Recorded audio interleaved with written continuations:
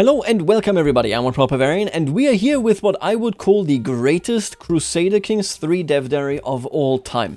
I'm not joking, I'm not being hyperbolic, I'm not being weird, there's no facetiousness about this. I hope my friends, my enemies, I hope everybody is tuning into this video because this right here is God's gift to us CK3 players in 2026. And it is being delivered by Lacek right here, who used to work on Victoria 3, and I think which might actually play a role here in the systemicness of what is to come. This dev diary discusses the upcoming systemic expansion that deals with the Catholic, or well, the Christian Church in general. So many changes are coming for us. Rites, hierarchies, heresies, and schisms completely reworked. We're going to get Chalcedonian Christianity. We're going to see so many changes, and all of them good. If you have ever been watching this channel at any point in your life, then you will know that I'm an opinionated, stubborn fella. I don't give up opinions easily, and I without a doubt try to justify them all and then tear down my opponents. 0% of this dev diary are going to get criticism from me. Every single change, every single element here is fantastic. There's one big thing that is kind of absent for me, and that is a rework to the Crusades, and although I can kind of see it in here, we don't get anything explicitly. But let me just be clear here, the greatest dev diary of all time. If you like the church as an institution that you want to interact with, if you like CK3 as a medieval roleplay device, this right here is a dream come true. I would have never thought that we would actually get this, but we're getting it. Let's jump into this. There's a lot coming here. I will really only talk about what is going on because this is relatively long after every section. So if you see the vision right here, we're going to go through this and then I'm going to give you feedback on this. But sorry, fundamentally, this is phenomenal. So let's just jump straight in. Hello and welcome everybody to a very special dev diary. Today we finally get to pull back the curtain on what we are cooking up next for CK3. Some of you may have already guessed, it is all about the very thing that made medieval Europe tick, the Christian Church. We're deep in development on this one and have a lot of ground still to cover, so this will be a broad overview of what we're building. Before I get into all the juicy details, let me say a few words about what this expansion is and what it isn't. This is a systemic expansion focused on Christianity, with an emphasis on Catholicism and the relationship between secular and ecclesiastical power. If you play anywhere in Christian Europe, the Byzantine Empire, or indeed anywhere Christianity has a presence, this expansion will transform the way you engage with your faith and the institutions which claim to speak for God. If you play outside of these regions, you will still notice aspects of the revisions we're making to faiths. However, our aim is to add depth and immersive detail to Christian Europe first and foremost. With that out of the way, let's dig in. I do want to highlight one thing here, and that is from the way it sounds, where they still have a lot of ground to cover. I'm not sure that we're going to see this in Q2. What you have to know about Q2 is, of course, once June comes around, basically, you're looking at a situation where publishing anything is very difficult in Sweden. They're all going on summer holidays because in the winter they have zero sunlight and they need to kind of really put it in their tank, otherwise they will all die. I'll be honest with you, maybe this is a Q3 thing, but realistically speaking I could see it end let's say mid-June maybe, if they have the entire CK3 team or much of the CK3 team committed to staying a little bit longer before going on whatever holidays they're going on so that they can get the post-patch support out of the door. I gotta tell you, it sounds like something that is a bit further away than what I expected, given the fact, of course, that CK3 hasn't even announced its DLC setup at all yet. Now, with that out of the way, though, let's just talk about the vision. If there's one sentence that captures what we're going for, it's this: the right to rule flows directly from God. In the medieval world, kings and emperors didn't just need armies and gold, they required the blessing of the church. Your legitimacy as a ruler, interesting that they use the actual in-game term here, was inseparable from your standing as a Christian. The Pope could make or break dynasties. Bishops accumulated enormous wealth and wielded it as political leverage. Holy men preached ideas that could ignite revolutions, and through all of this, the church itself was evolving, splitting, reforming, debating, and occasionally tearing itself apart over questions of theology that had very real consequences for the people caught up in them. We want you to feel all of that in the game. Whether you're a French king trying to get a favorable pope elected, a minor count whose archbishop is agitating for your excommunication, an ambitious duke trying to get yourself a cardinal set, or the pope himself trying to hold Christendom together while half your clergy are preaching things that would make Augustine weep. Faith should be something you're constantly, meaningfully engaging with. Not a passive stat on your character sheet, but a living, breathing force that shapes your realm and your dynasty's future. This is the perfect approach. What I mean here when I say this is that currently faiths are the cage in which you live. They do not interact, they're not dynamic, it's just a cage. It gives you different rules and that makes it interesting to interact with, but fundamentally, you're not looking at this as a genuine faith. Any faith that deserves that name is a living, breathing thing. This is why I have repeatedly been so opposed to the idea that, for example, we can just revive dead faiths. In reality, you wouldn't be reviving those faiths, at least not the way that they were historically, before your time, right? So, for example, if you are a medieval ruler here and you revive Hellenism, you would not be able to revive it the way that it was actually practiced. You would revive your version. This is true for dead faiths, but it's also true for living faiths. They will change. One of the big things that needs to be emphasized about the Middle Ages is that Christianity was a living, breathing beast. It was practiced differently in different locations, and most importantly, change was normal. The Carolingian kings, for example, or the emperors, they hosted a lot of ecumenical councils because at the time the central authority in the church wasn't strong. Nonetheless, the Franks wanted to be in alignment with Rome, they wanted to make clear rules, and wherever they encountered something difficult, they wanted to solve it. This is not at all in CK3. Putting this into the game as something that concerns every character, because every character grows up under the guise with the idea that Christianity is a thing, that it is real, that you should believe, that God is real, and that you should be fearful of them, and then whether you accept this or go against it, that's up to you. But all of this isn't in the DNA of the game. They're changing this, and they are changing. Honestly, I remember when the culture rework came with Royal Court, that culture rework seemed impossible because it was one of those things where they had never split up culture like this. It seemed incredibly complex. EU5, of course, now went even further. Really cool what EU5 did there. I would have never thought that they would get religion right like that because it is such a mammoth task. But if they do it, and the concepts they have are amazing, as we're going to see in a second, that's the only way to actually depict the medieval period in a way that isn't just satire, that isn't just a caricature. You can be an amazing caricature, but this is the way to go if you want to be more serious. Let's talk about faith getting personal. Let's start with the most fundamental change, how your character relates to their faith. Currently in CK3, your faith evokes a certain flavor, influences many game mechanics, and imposes certain modifiers. If you start as a Catholic, you have some doctrines and core tenets, certain traits are sinful or virtuous, and that's that, until you convert or start your own faith. You don't really practice your faith in any meaningful way, nor does it evolve with centuries. This is what we're looking to change. Spiritual fulfillment is a new character metric that tracks how internally fulfilled your character is in their religious practice. Think of it as the spiritual counterpart to stress, except instead of measuring how close you are to a mental breakdown, it measures how close you are to either sainthood or damnation. I find this a little bit weird in the sense that it's a personal, sorry that I intervene here, but it's like a personal thing, right? When piety is how the world sees your relation to your religion, spiritual fulfillment seems to be how you see your relationship to your religion, right?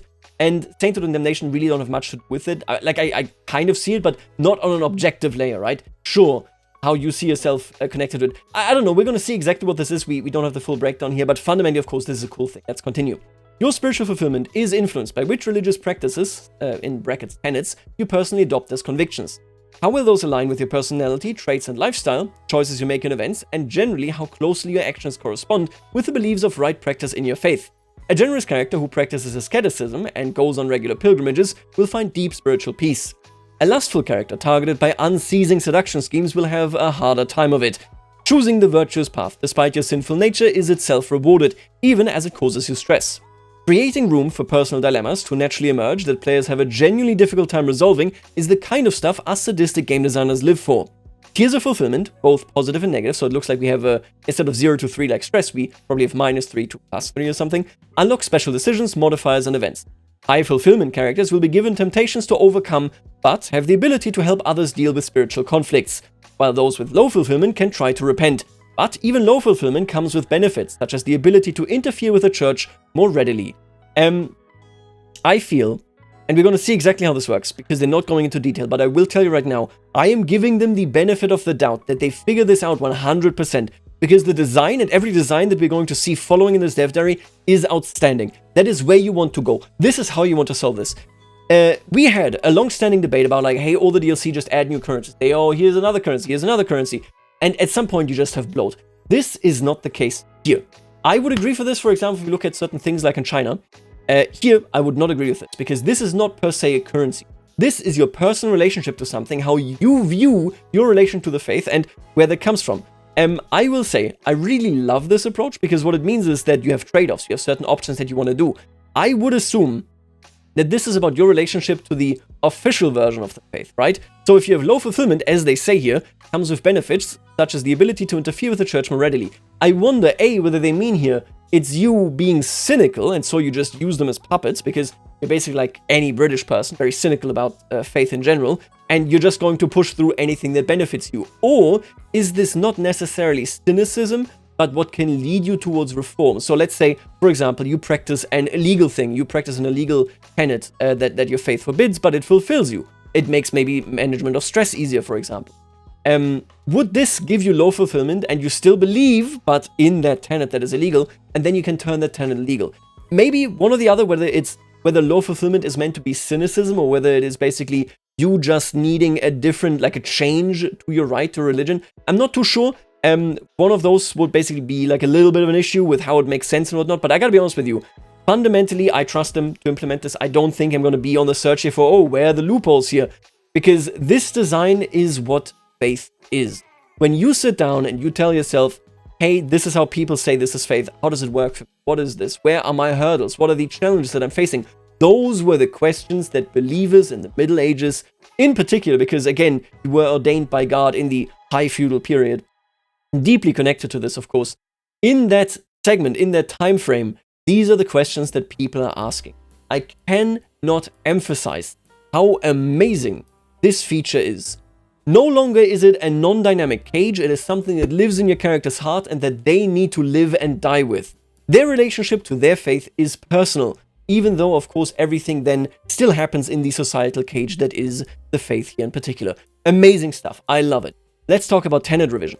To make spiritual fulfillment work, and to make the whole religious system more dynamic, we're also doing a comprehensive revision of tenets. We are making many new ones, and also reimagining existing ones, as active observances, things your character can choose to practice, champion, or secretly indulge in. Every tenet will have both a faith-wide effect and a personal effect, when a character adopts it into their daily practice, and tenets can have different statuses within a faith, from core teachings that define it, through approved and tolerated practices, all the way to outright forbidden ones. Adopting a forbidden tenet means practicing it in secret, which of course means anyone who discovers your little theological indiscretion would get a juicy secret hook on you. So it sounds like it's not necessarily cynicism, right? So this would just be you practicing something illegal, like you're a non-believer, you may be pagan gods, yada yada yada. Maybe you want to be more cruel and you practice that, and that is actually illegal in your faith, in your particular right? Then you can adopt this. This changes the entire dynamic of how faiths evolve. Instead of static labels, you get a living ecosystem of religious practice where ideas spread from person to person, where your core chaplain's own convictions actually matter, and where new pope's choice of which tenets to elevate as core teachings send ripples across all of Christendom.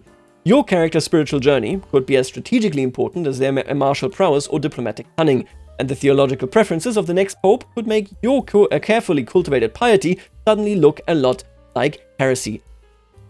Amazing. Different popes want to set different kind of factors. Your core chaplain, of course, matters because the way that they run their personal domain, which is your realm, which is their ecclesiastical kind of location, right? Amazing. I'm deeply impressed. I cannot believe that we're getting this amazing of a system.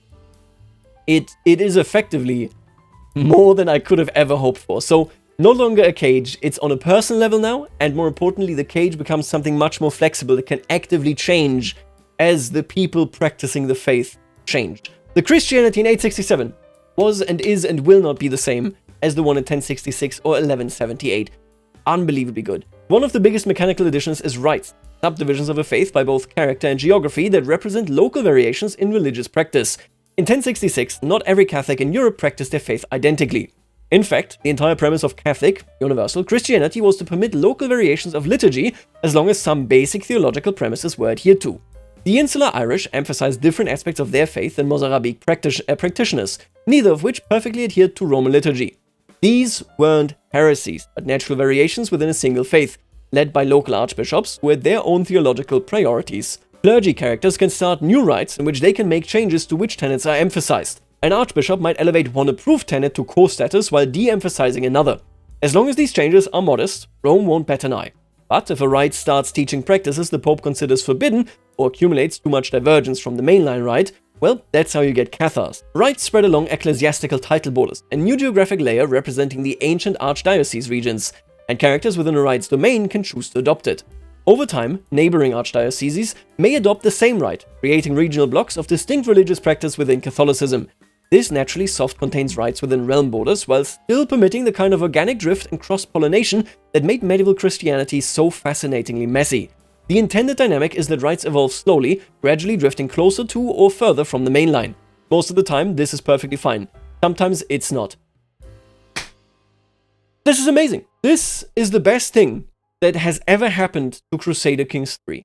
To Crusader Kings in general, and maybe, if they do it right, to medieval gaming in general. Look, we see this, for example, very early on with the Carolingians. The Carolingians are deeply, deeply dismayed whenever they are not aligned with Rome. The initiative to align with Rome doesn't come from Rome in that period. So we're talking prior to like 867, right? 760 and then onward. They hold so many ecumenical councils. They send so many people to get, for example, choir books, to make sure that an advisor from Rome makes his way to the Frankish realm so that the Franks can be in alignment.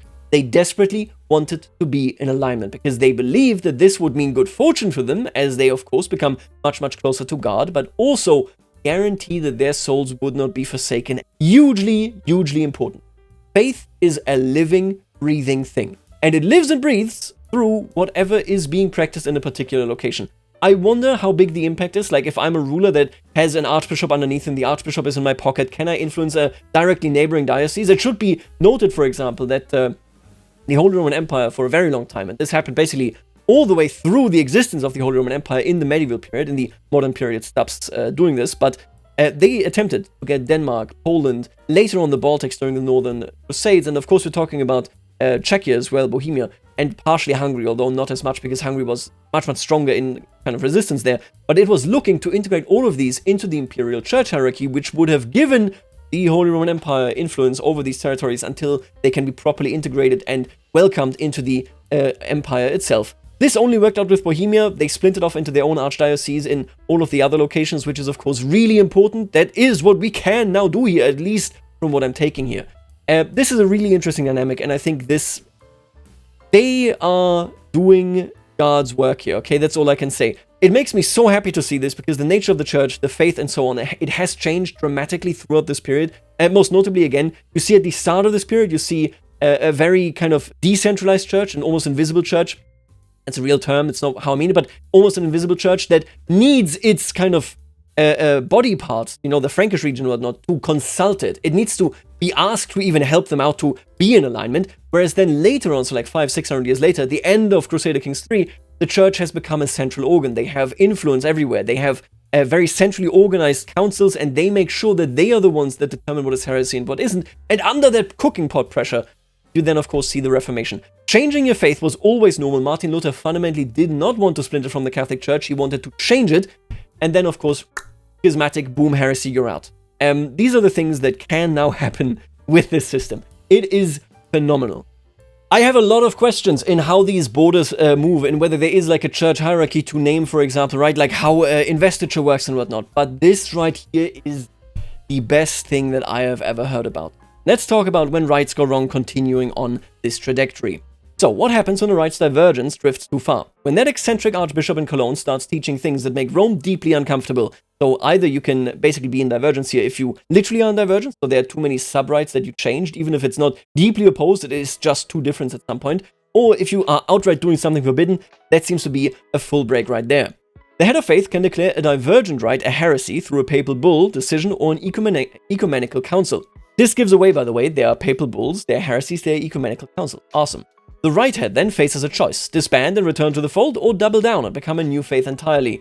If they choose the latter, congratulations, you now have a full-blown heretical offshoot faith on your hands, complete with its own head of faith, its own teachings, and its own followers, who are no longer part of the church. Particularly powerful rites can also turn schismatic. These cannot be declared heretical outright, and instead trigger a theological crisis within the faith, which must either be laboriously healed or permitted to lead to an actual schism, where the unified faith turns into new distinct ones. We will cover the full mechanics of heresies and schisms in a dedicated dev diary. For now, the key takeaway is that these emerge organically from the interplay of characters, their traits, tenets, and rites, rather than being solely scripted events, which means your game's religious landscape will be genuinely unpredictable. Instead of one value determining whether there can a heresy be that can spawn, and then that heresy spawning somewhere randomly, and there being a game rule that says historical heresies can only spawn wherever they were historically. It now happens because there was a king and there was a church hierarchy in that location that were open to change. The church was not. Boom, off we go.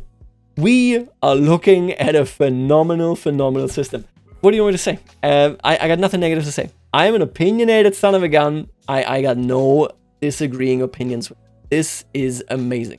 Let's talk about the College of Cardinals. Of course, none of this matters much if you can't influence who decides what is right and wrong. For example, who sits on the papal throne. Cardinals are appointed by the Pope, and in the College of Cardinals electoral system, their most important task is to vote for a successor. But it's not as simple as highest score wins. There are 3 candidate tracks representing the most politically connected candidate, the most personally devout, and the most radical of reformists. You know, I really hope that when the Pope dies, Cardinals actually need to travel there. What do we have the system for if not for that, right? Cardinals sort themselves by theological alignment, and unallied cardinals are the swing votes that determine the outcome. As a ruler, you will be able to work through specific cardinals to influence the vote and sway support toward your preferred candidate. You can see who the projected cardinals are and what core teachings they would impose on all of Catholicism if elected, letting you assess before the vote how the next pope might affect your character's spiritual fulfillment and the direction of the faith. Naturally, putting a member of your own dynasty on the papal throne is the ultimate prize. A friendly pope can smooth over your sins, crush your enemies with excommunication, and redirect the wealth of the church towards your ambitions. An unfriendly pope could do all of those things to you. How papal elections work also changes with the start date. In 867, only clergy in Rome and Italy may vote, with strong influence from the Italian political situation. By 1066, the College of Cardinals is fully established and much more susceptible to the machinations of ambitious rulers across Europe. We will get into the full details of this system in a later diary.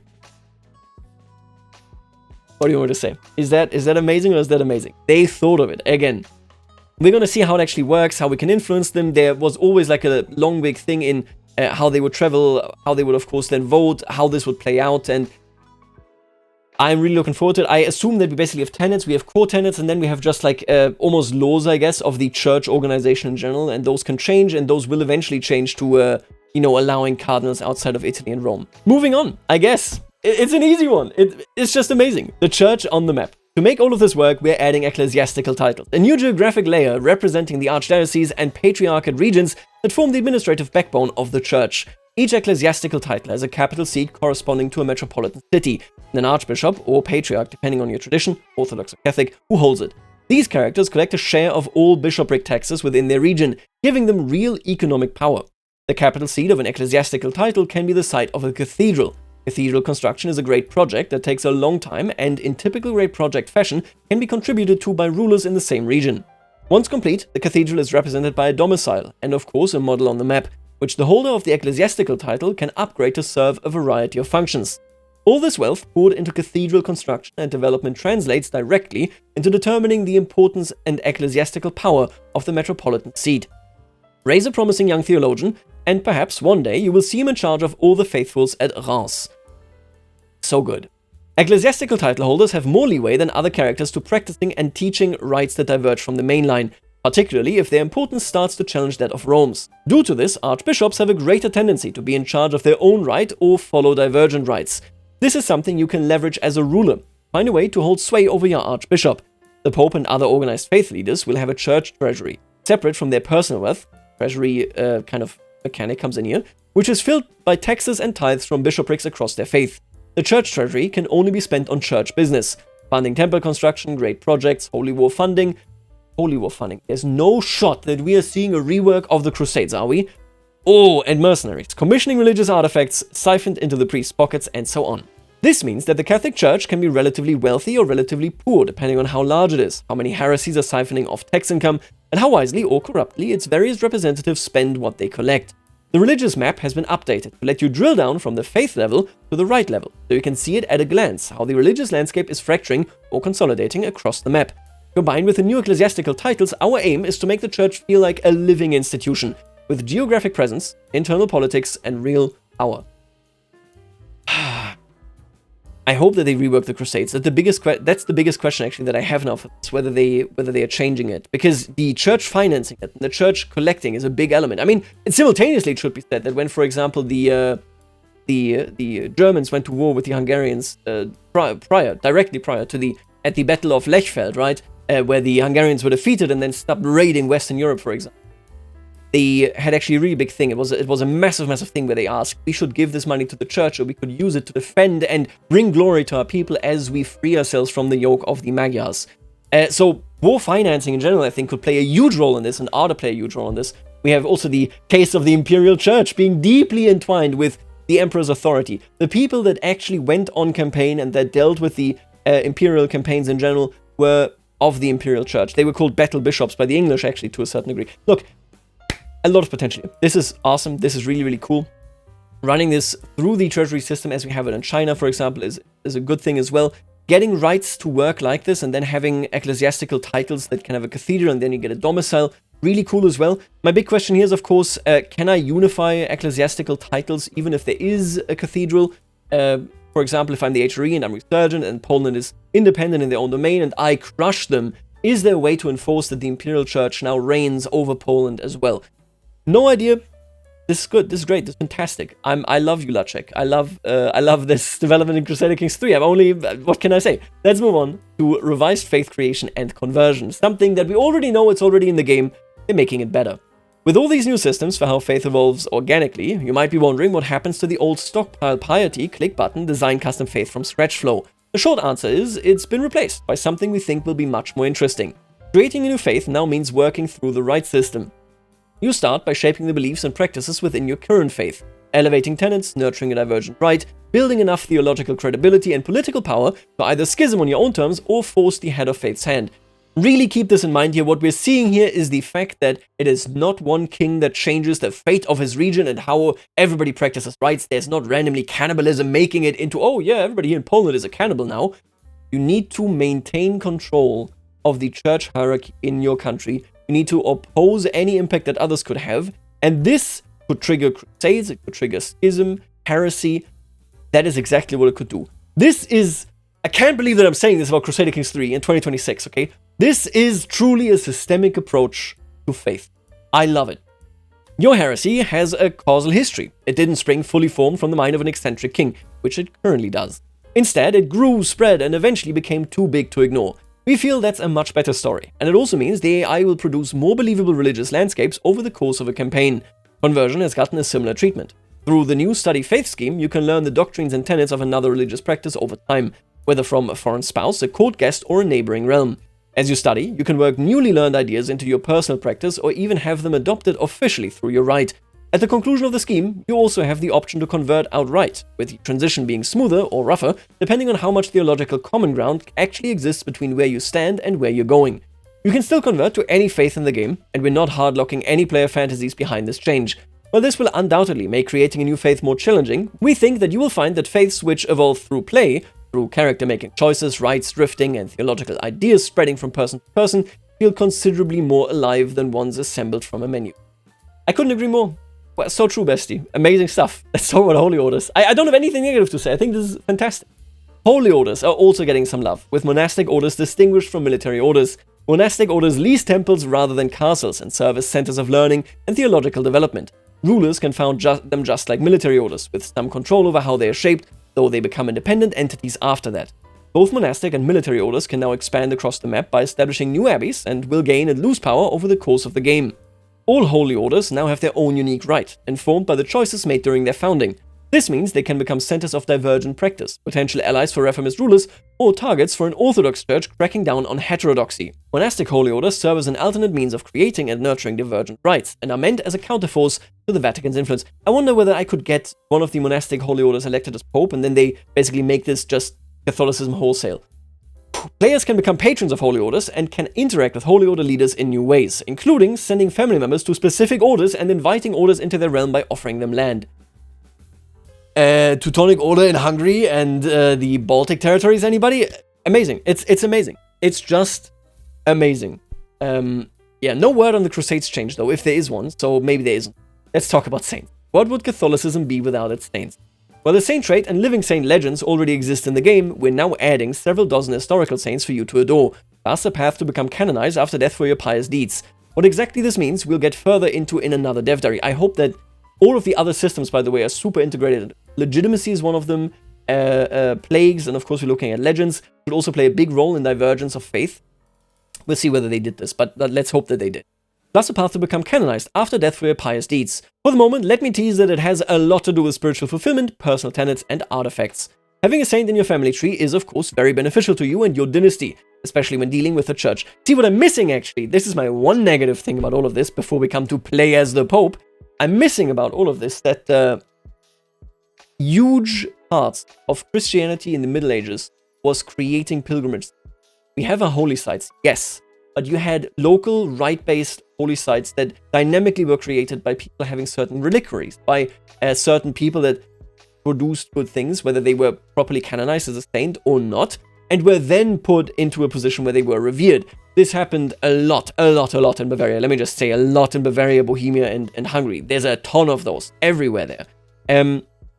If that is a thing where it can create local centers that serve as economic input, but also make me more powerful in my rite, that would be awesome. We're not seeing any of this. I just want to bring it up. They could do it with rites.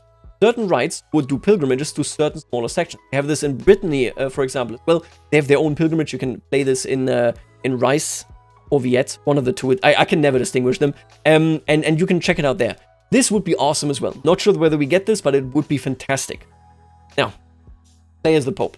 Yes, you will be able to play as the Pope. I mean, they were talking about cathedrals having domiciles. If you can't play as a theological character, what is it all for? So, makes sense. Theocratic characters with landed titles become playable, including the Pope. This means wielding the church treasury, funded by taxation across Christendom, appointing cardinals, declaring heresies, calling ecumenical councils, excommunicating rulers who displease you, and generally being the most influential person in medieval Europe. It also means navigating the expectations of every Catholic ruler simultaneously.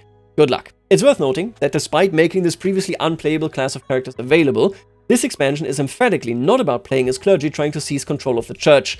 It is about establishing the church as machinery which the player, typically in the role of a secular ruler, can strategically interact with and get pushback from. Our goal is to ensure that if you find yourself in the role of a landed character with real influence in church matters, you can still continue playing your dynasty, now with access to more levers to pull. Rather than game over, make the most of it. This is good. I know that many people were of the opinion, oh, we will never do theocracies, or we should never have theocracies, and I swear to God, I've heard this from CK3 devs over the years, although, hey, talk is easy, and then when you make DLCs, you do something else. It is what it is. I never had a problem with the church being playable, because you will find that the vast majority of people that were church landholding individuals in the HRE, I believe in France as well, maybe in England, I'm not too sure, were quasi-hereditary. So they would have this land, and then a cousin of theirs would show up, and they would introduce them as the next bishop, and they would have the right to do this, and then you go from there. It's not like it was a truly merit-based thing. Peasants didn't become archbishops. We see this really throughout the entire period. So in 867 all the way to 1178, this is practice that does take place. So I don't have an issue with this. I also, and this is what actually makes me very happy about this, I love the fact that they're saying, yes, you can play as the Pope, and yes, you can do that, but the idea here isn't to give you, like, this is the main gameplay loop. The main gameplay loop is that that construct exists and you impact it as a secular ruler and it impacts you back. You have basically an extension here of a very healthy design philosophy that centers you as a regular count, duke, emperor, king, whatever, right? You can, however, also branch into the church if you want, and obviously it makes sense to get your relatives elected, maybe yourself elected, but on a fundamental level, the system exists so that you play around with it rather than that you are it and take control of it. I think that is the right approach. We can see this now also detailed in puppets. As a secular ruler, you typically do not have a whole lot of say in church matter. Sure, you can get your co-chaplain to convert a county for you, or sponsor a cathedral, or petition the Pope to lift an excommunication. But control over who teaches what, how ecclesiastical titles should be organized, well, oh, and this indicates to me that maybe I can have HRE and Poland and all that stuff. Nice. Whether an ecumenical council is called and what it should be about, or who should be the next pope, these are matters only clergy have a say in. All of these new systems create a richly dynamic religious landscape, but as a secular ruler, you'll want to do more than watch from the sidelines while the expansion plays itself. It would be strange and ahistorical to give secular rulers direct ways of imposing change in most cases though, so what we're doing instead is giving you puppets to toy with. The puppet system is a new mechanic that lets you act through another character for specific actions in a specific context. Think of it as your guy on the inside, who can get things done for you, assuming you have enough leverage over them. In the expansion, this guy is your co-chaplain. If you can get and maintain a hook on them, there are certain things they can do on your behalf. For example, if they are a rite head, they could start teaching a new tenet, or even start a new rite. Yes, so this is how you get a new ecclesiastical structure. Oh, okay, cool. I really wonder how rites are destroyed. Like if, construct a cathedral or church treasury according to your specifications and much more. If your co-chaplain is also an archbishop or cardinal, they get access to more ways to reshape the church and its practices.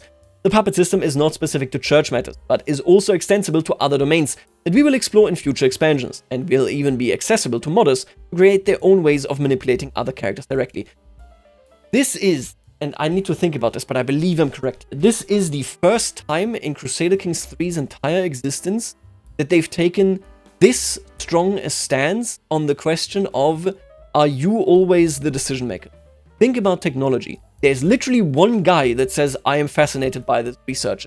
That's it. Oh, there's one guy. Nobody else.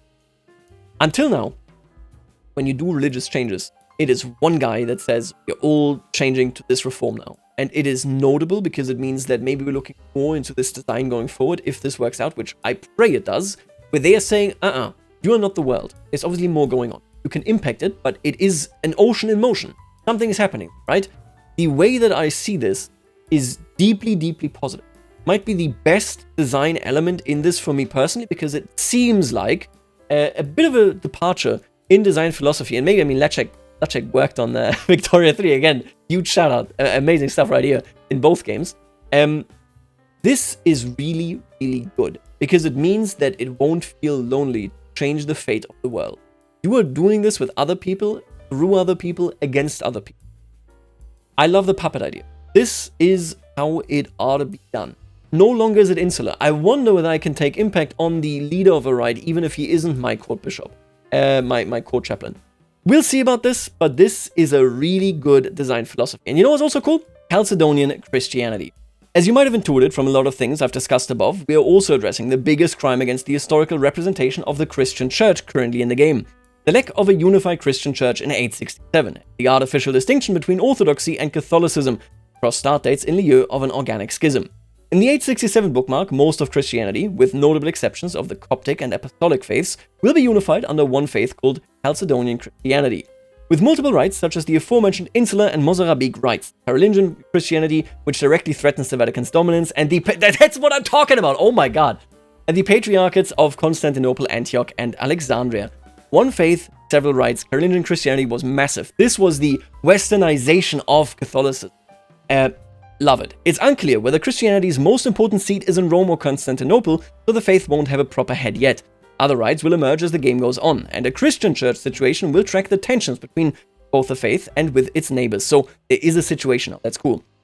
As the situation moves into a new phase, due to the natural actions of the various central characters or the outcomes of ecumenical councils, the fracture between East and West may become untenable.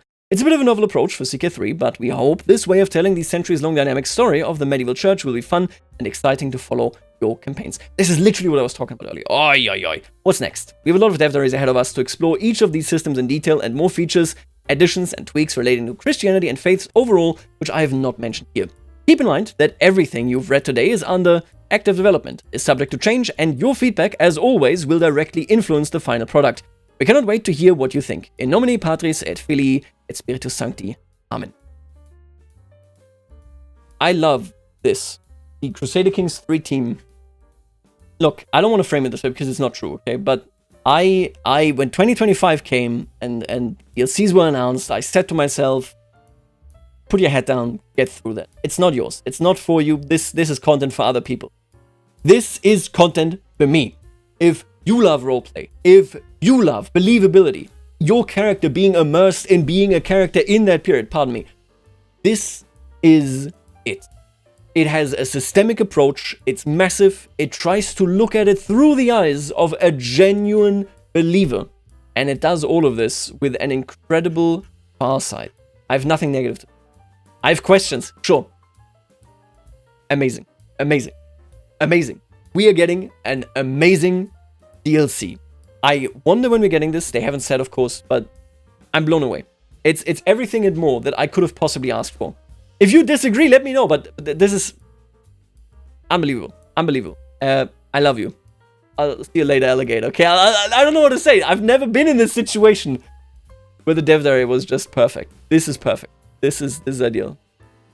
See you in hell, see you in heaven. Wherever we see each other, I hope my spiritual fulfillment is high. And make sure to subscribe or something, I don't know.